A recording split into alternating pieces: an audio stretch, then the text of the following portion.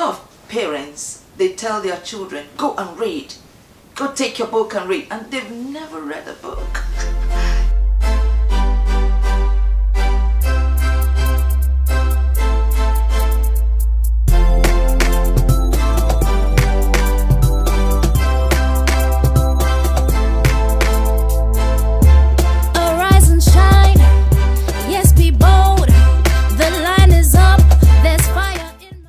Hello everybody, welcome to our second episode of Focus Book Club. With me today is our guest author, Veronica BYRNE. Veronica is the author of New Beginnings. Now the reason why we have chosen New Beginnings as our book for the month is probably for the same reason Veronica chose that title for her book.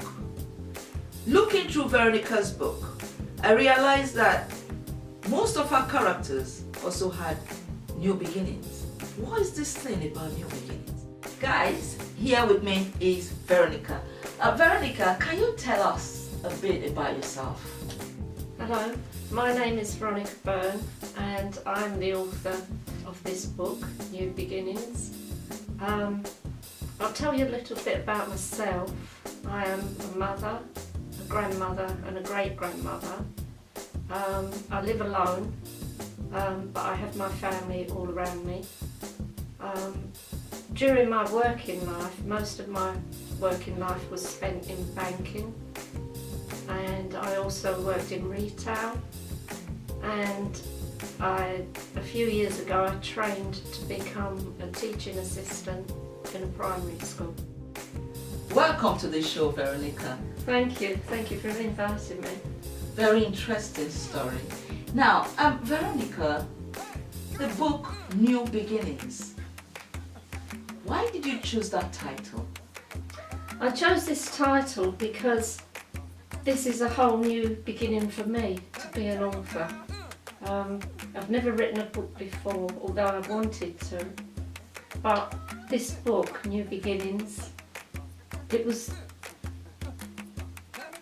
I was working towards writing a novel, and I couldn't think of a title at the beginning, but as I progressed with the writing of the book, it became clear to me that it should be called New Beginnings.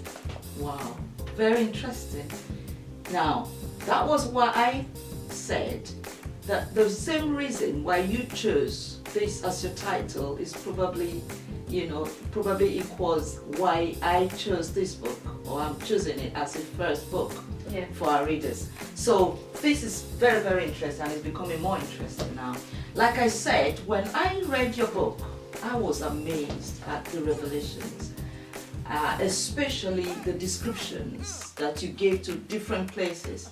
Now, knowing that, I live very close to Dagenham, so I know Dagenham, and you telling us about Dagenham so many years ago, and, when we visit the same place, it's like, they are almost different places.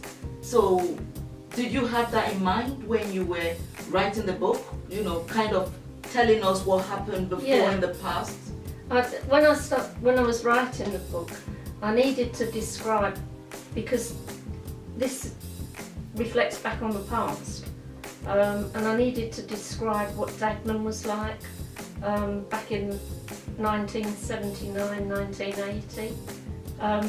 But it also goes back further than that, because one of my neighbours moved in to those houses when they were first built after the war. So I have some of her memories as well as my own. So she used to tell me things about Dagenham before I even moved here. So yeah, I tried to put as much description in as I could about how life was. Yeah, I could see that. Yeah. Now let's come to the book itself.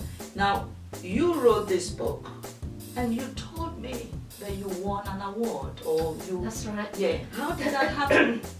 I've been going to creative writing classes. I was looking for an interest for myself, because I was retired and I had time on my hands and I wanted to fill that time doing something that I would enjoy. So I started at the local adult college, and I started to write short stories and just snippets of different descriptions of things. And I really enjoyed it. And then for one reason and another, I stopped going for a couple of years. Other things came and took over, so I stopped going.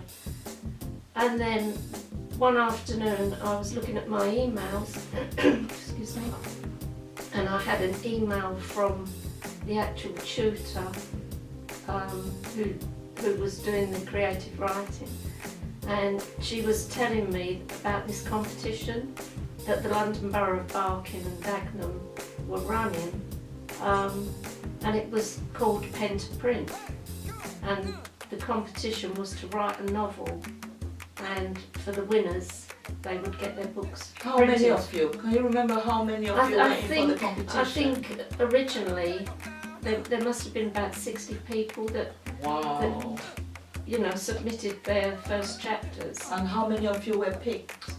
Originally it should have been the first, second and third, but because they said the writing was so high, they picked 8, and I was in one of the 8. Yeah, so I was really fortunate to get my book How did you published. feel? How did you feel when you got that letter to tell you that yours or your book was picked? I was surprised. Why were you surprised? Yeah, I was excited.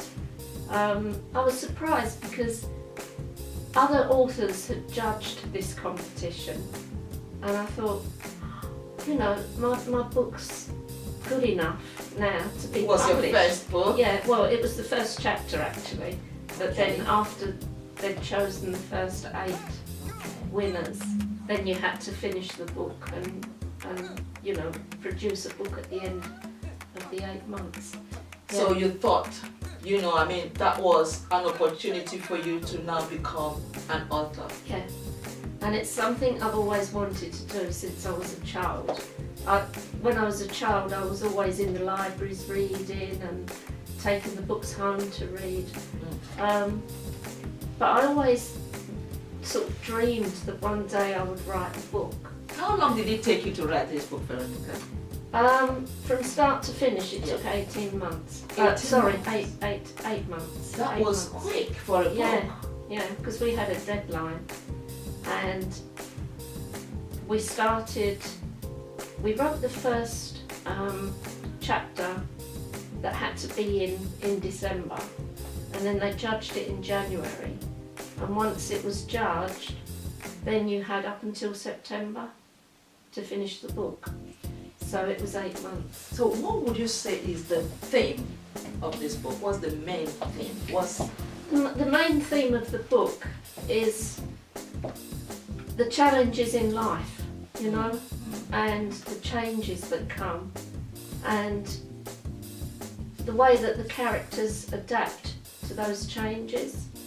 The main character in the book is called Verity, and she is a grandmother. Could that be from Veronica, Verity? Yeah. Okay. So she is a grandmother revealing some of her life experiences to her granddaughter, and her granddaughter is at university wanting to do an oral Then history. don't tell us the story, Veronica. No, You're not going to okay. tell us the story No, because I'm we're gonna going to, the public will be reading this book. And guess what?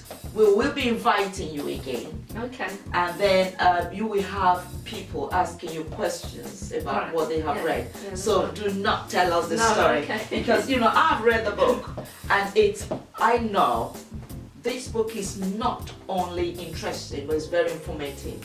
So there are so many things that people out there will benefit from reading your book. So I don't want you to start telling us the story right from the I wasn't beginning. going to tell you the whole story. Can you tell us the genre which you used for this The book? genre that I used for this one was fiction. Fiction. Yeah. But you just talked about you telling the story to your grandchildren, your great-grandchildren. And so how would that be fiction then? Because the narrative in the book is the grandmother telling the granddaughter. I know I'm a grandmother, but my granddaughter and my grandchildren are not old enough to be at university. So you have to let your imagination take over, you know.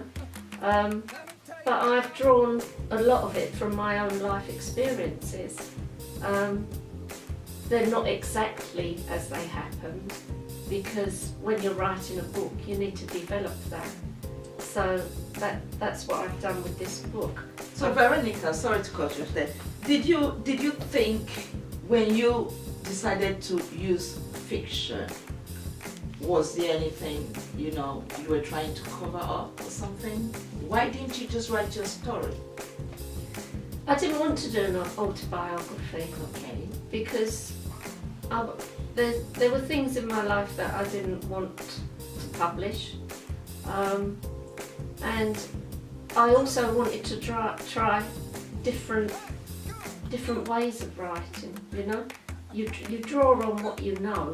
So you know, I know what's happened in my life. I know what's happened in some other people's lives, and I also wanted not to put other people in the book without their permission. So I changed their names and just used characteristics from people. Although some people have read the book and they've seen themselves in it. It does happen. I know what you're talking about. I've tried to change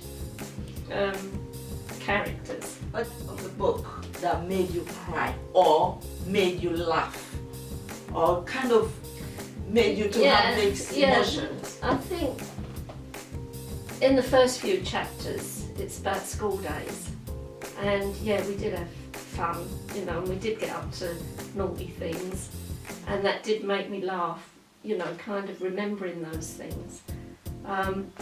And some of them have been added little extra bits to it, you know, just to make it all fit together. Yeah. But I could have cried. There was a lot of things that I didn't want to reveal because that was quite painful. So I thought, no, I'm not going to put that in the book. Now, Veronica, you were in South Africa, and your life in South Africa, I could see, had a lot of effects Oh yeah, on it did. you, Yeah. and I could see a lot of that in your book. Yeah, And your relationship with the kids there, poverty, yeah, and you know, everything that you experienced in South Africa, kind of, you know, I could see that, you know, all those experiences made you to rediscover yourself, yeah. especially in the area of giving, the area of helping other people. Yeah. So how did South Africa prepare you for this journey as an author? South Africa had a big impact on me. I was really shocked by the townships and the way that people have to live. I was shocked by the poverty and by grandmothers again and grandparents bringing up the children because of the AIDS virus. The in-between generation had more or less passed away, and most of that was through AIDS and poverty. And we were fortunate enough to go and stay at an orphanage, and we experienced there the way that those children have got no one except those that are actually in the orphanage, so they become a family and they have the staff to look after them, but there's not enough staff, you know, to see to every child's need, whether that's emotional or physical. But that did have a big effect on me, and even when I came home from South Africa, it kept playing in my mind, you know, I need to do something to help these people. And I'd experienced all that, but I kept coming up. I tried to go to different people to try and find help. I kept coming up against barriers, and I thought, oh, I'm never going to be able to do this, you know, I'm never going to be able to help these children in need. It was obvious, Veronica, that, you know, when you were writing about the children, you know, you almost wanted to adopt all of them, which was completely impossible. Yeah, yeah. But somehow you were thinking of something to do, and if possible, bringing other people to join you, Yeah. to, you know, to be able to effect the change that was necessary. So, like you said, when you came back home, that kind of had a big impact on. So, I know that in the book there was a reflection of that, but although I can't remember if there was any big help that came, you know, although you did your own bits, you know. But now looking back, you no longer go to South Africa. And, you know, looking back, what would you say you have done, you know, to impact what you saw or what you experienced in South Africa? We went through our church to South Africa because it was twinned with the parish that I was in at that time. And what I wanted to do was to get a group of people together and go out there and help these children. But the people that I went to were in authority. They didn't seem interested. And it was like, I kept thinking, I'm not going to be able to do this. But from South Africa, about a year later, we met a lady from Uganda, and she was telling us the same story about her village, and that there were 15 children there without parents, and there was just a couple of sick. So that made grandmothers. everything even more complex, Yeah. you know. Anyway, we're going to leave that aside for now. Now, Veronica, can you tell us, apart from writing, what else do you do? To keep myself interested in different projects, I like to do painting, art classes, I do watercolour, and I recently started acrylics, which I'm finding quite difficult. I've left that for a little while, but I might go back. So what about the grandchildren and the Yeah, great-grandchildren? I'm always babysitting because Obviously. I've got 6 grandchildren and 3 great-grandchildren. Oh. So I'm always babysitting for one or the other. And I like to go out to the parks, you know, or get out in the country just to step away from like the inner city, you know, just to be out in nature and Of course. just, yeah. Of course. Just Now, absorb Veronica, that. what would you be telling to mothers, grandmothers, great-grandmothers out there who think that, look, it's all over now, I've got all these grandchildren all over the place running around, you know, I mean, there's no husband or no wife, you know, or I'm too old, you know, something like that, just feeling lonely, or I'm all by myself. Is there anything you want to tell them, you know? I'd say you're never too old to learn, and to find an interest, something that's going to interest that person, that individual, whether it's writing or art classes or I don't know, book clubs or whatever. Get involved in something, because by getting involved with something in your community, you're meeting people, you've got the same mind, you know, like-minded people. Now look at you, Veronica. You are a great-grandmother, and you were a great-grandmother before you wrote this book. Yeah, that's right. So you are really an inspiration to many. I mean, you had all these responsibilities before you. And if there was anyone, I mean, you were widowed as well at that time. So you were all, you know, living all by yourself. Yeah. And then this came up. And today, you've got this book. Yeah. So is there any other book you you've written or you're planning to write? Or? I've got 2 other short stories. Tell us about them. While I was writing New Beginnings, Okay. I was searching online for either an agent that would take my book and, you know, would help with the promotion, but that didn't come to pass. But I was also looking for a publisher because we had the opportunity with Pen to Print to find our own publisher if we wanted to. So I thought, well, I'll look online and see, you know, if there's a publisher out there that would be interested in publishing my book. I hadn't finished the book then, I was only halfway through it. But I had a mentor who was helping me to write the book. And I looked online and I found this American company. It's called Crimson Cloak Publishing. And they wanted short stories on the theme of New Beginnings. Really? Yeah. And I'd already picked the title for this one. Yeah. And I thought, God, I can't believe this. So anyway, I had a word with my mentor, and she said to me, well, why don't you just send them a couple of chapters, but, you know, just put a few variations in it so it's not exactly the same as this one. Which I did, and I sent it off to them, and they published it in their book. Yeah. Wow, just look at that. Yeah. So what you're saying now is, you know, just for the benefit of people out there, if you can write a book, you can publish short stories. Yeah, that's right.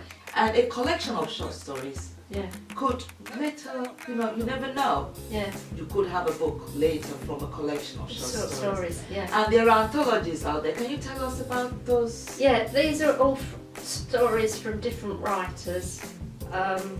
I'm not really sure how many stories are in here, but there's quite a lot. I'd say there must be 20 or more stories in this.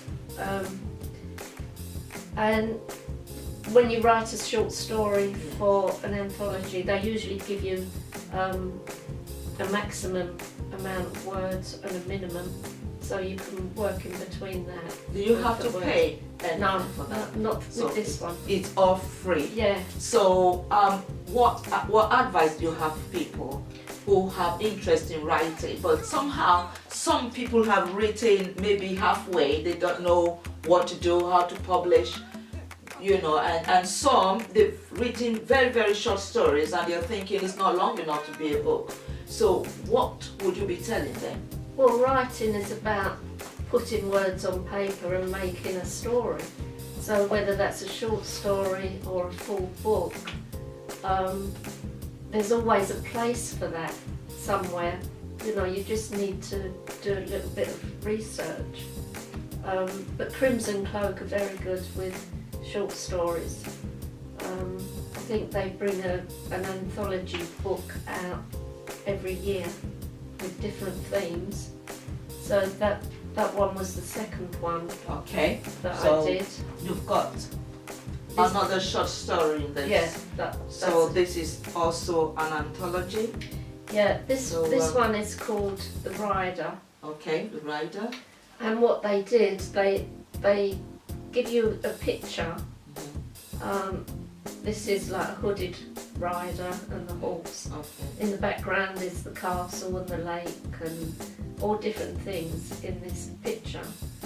And what you had to do was to write a story, what this picture was about.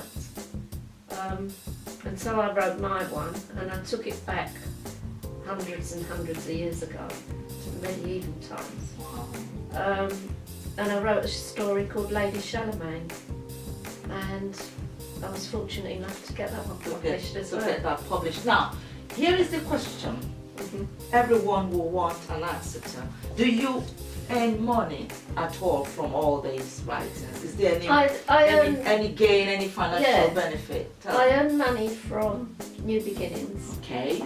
And so far I've only had one royalty check because it's only just been published. Okay. This one in America, because there's so many authors in this book, then whatever books are sold, the money is divided between each author, so it doesn't come to a couple of dollars at the most, you know. Sure. But it's about getting your work out there. What about that one? This one,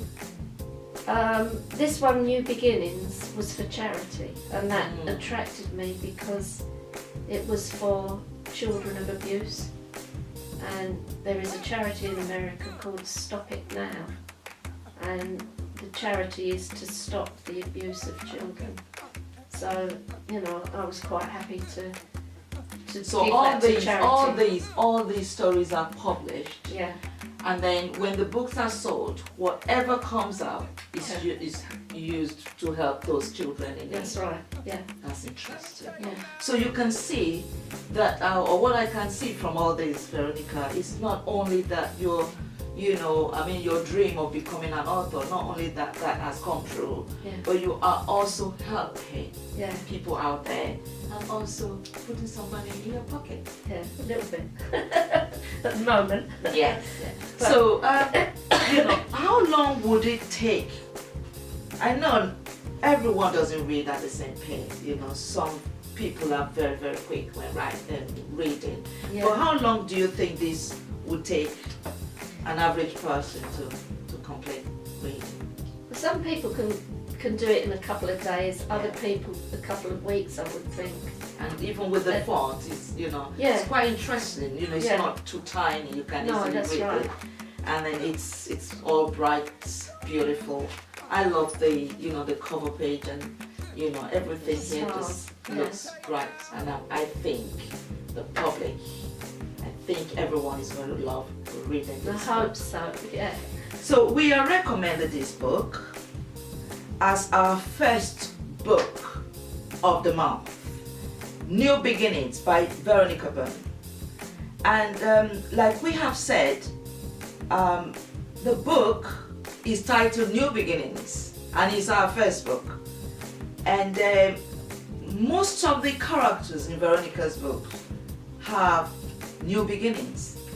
So it's possible that there's someone out there who is yearning for a new beginning. So this would be a great book for you. And for everyone who is watching, you need to purchase this book. You need to buy this book and read it. It will take maximum a week Yeah. or a few days for some people to read. And the interesting thing is, by the time you complete reading this book, you send us a mail, either or a text or whatever, just to tell us that you've completed reading it, and then we're going to put your name down. And the first 10 people that complete reading your book, they will join us All right, okay, yeah. for our next show. Oh, that'd be They will nice. join us. Yeah, Even if we can't take all the 10, but the few we can take, yeah. they join us, and then we will ask you questions Yeah, on the okay. book. So we will be asking you more questions then. And Sounds then, good. yes, so that's what we're going to, that's what the book club is about. It's Focus Book Club. Yeah, So we read a book and then we talk about the book. yeah. So where do we buy this book? Remember, we've got an international audience. So it's not only the Yeah. UK, so Yeah. we've got people watching all over the world. So where do we get this book? You can buy the book on the publisher's website, which is New Generation Publishing, or you can buy it on Amazon online. It's not in the shops, but it's online, and on Waterstones online. But that book has an ISBN number on the back. So if you take this ISBN number into any bookseller, they can order it for you. So it doesn't matter what book shop you go into, as long as you've got that ISBN, they can purchase the book for you. You know what? I have read this book, and sometimes I laughed, I cried, it made me to remember a lot of stuff about myself as well. Yeah. And you know, like I said before, because you're describing some familiar places, Yeah. you know, places I've been, for example, is it North Woolwich in London? Yeah, North Woolwich in North the East Woolwich, End of where your London. parents lived, Yeah. and then Dagenham, and then you know, some places I've been to. Yeah. It just made the book real for me, and the way you described, you know, the different places and the characters and you know, and all those themes that came up, very emotional. And I believe that anyone who reads this book is going to find it very, very, very interesting. What advice would you have for young people out there who are aspiring to become authors? I would say just write every day. It doesn't matter what you write. Don't start off trying to write a book. Just write every day.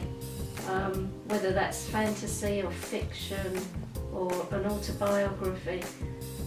Just write, because by writing you are expanding your mind and you're letting your imagination run free, and you'll surprise yourself at what you can do and what comes out of your mind. You know, it's putting down your ideas, putting down your thoughts. Now, Veronica, and then are your children, grandchildren and great-grandchildren, are they proud of you? Yeah, they are. Have they Yeah. told you this? Yeah, they came to my book launch at the Dagenham Library, and they said, you know, we're really proud of you, and well done, Mum, you know, and they've read the book, so yeah. So can you tell me one reason why you think the people out there should buy your book and read it? I think by reading this book, there is a lot of life experiences in it, and a lot of difficulties that I had to overcome and other people had to overcome. You know, you can get over these difficulties, but a lot of that came from my faith. I was brought up a Catholic, and I've got so much faith in a higher power, you know, in God, and it is about never giving up and breaking barriers. So when you come up against a barrier, you know, there is always a way to either go round it or break it. Now, talking about your faith, you know, it was something that, you know, you grew up with. Yeah. So your parents were Catholics, right? Yeah, And then you grew up with that. yeah. And how much of that would we say it's in your book? How did that affect your book? It's threaded all the way through it. You know, from my school days. I had a little statue of the Blessed Virgin Mary by my bed, and I went to a convent school where the Blessed Virgin Mary was there, and going through the church. It's been, my faith has been my rock, you know. It's that. I like that. That's now what you gets have me just through. said your faith has been your rock. Yeah. Very interesting, and you know, and it's even more interesting when you know you've talked a lot about the Virgin Mary, and it becomes even more interesting when we have to talk about Jesus. Yeah. You know, Yeah. and you know, Jesus, we know, you know, the one who is the rock. Yeah. The one who says, I am the way, the truth, and the life. Have you ever thought about that? Because looking at your book, when I read through your book, I didn't find anything about Jesus, but you did mention about Mary. Why didn't you talk about Jesus in your book? Yeah, but there is a bit there about Jesus Christ. But what to you? Why do you talk more about Mary? Because Mary, I've had experiences with Mary, and she has guided me, and she has taken me on a spiritual journey, not just a physical travelling, but on a spiritual journey. Yeah, Christ is there. Well, he didn't deserve any recognition. No, it wasn't that. This was my first story, that was how it all started. Okay. Yeah. So hopefully in your next book, Veronica, we probably will now see the real Christ coming up. Yeah. Because at the end of the day, when you have a faith, I'm not lecturing here because you are the author. So, but I'm just kind of relating to what you said. That faith, has been your bedrock, and your faith has kind of brought you to this level and has helped you to achieve this. But what I'm saying is, the only one reading the Bible, the only one who talked about himself being our rock is Jesus. Yeah. When he said, I am the way, I am the truth, and I am the life. Yeah. So probably, Veronica, in your next book. It's there in me. Okay. But it didn't really come out. Because this went really back to the beginning of where Mary was guiding me. Okay. But yeah, of course. Of course. Yeah. So we do hope that maybe your next book, like I said, you will now reveal, Have you ever, you go to church, right? Are you like the church person, or you? I go to church mainly to be quiet, to pray, because I find that is so peaceful and powerful. But have you ever given your life to Christ? Oh yeah. Okay, you've done that. Yeah. Okay, like the Bible says that when we believe in our heart and we confess with our mouth, we are saved. Yeah. Have you ever learned of that? And I do it all the time. Yeah. Yeah. Interesting. It's been really, really good talking with you. Oh, and thank then we are going to talk with you again Okay. by the time we get all the responses, and people are going to purchase your book, people are going to read your book. By the way, do you have an ebook? Is there an ebook? Yeah, you can get this in ebook. Okay. Yeah, you can get that in ebook. Okay. Yeah. So because some people might not be interested in reading the paper, Yeah. It does come in ebook. Ebook, so yeah. people can. So if you go to either Amazon or Waterstones, they do it in ebook. Okay. And also the publisher, New Generation Publishing. Okay. Yeah. So very, very interesting. Thank you very much for coming to Focus Book Club. We do hope that you keep encouraging people to be part of this club, because it's a club that has been set up to to encourage people, to help people to understand what reading is about. Yeah. Reading is about, it's a big experience.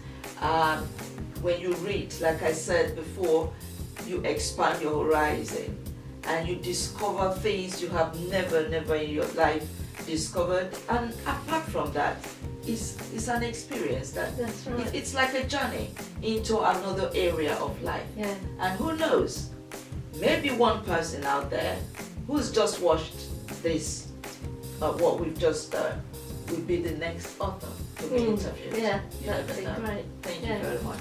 Thank you. It's been fantastic talking with Veronica BYRNE, the author of New Beginnings. We hope you have enjoyed it, and do not forget to like, comment and subscribe. See you next time.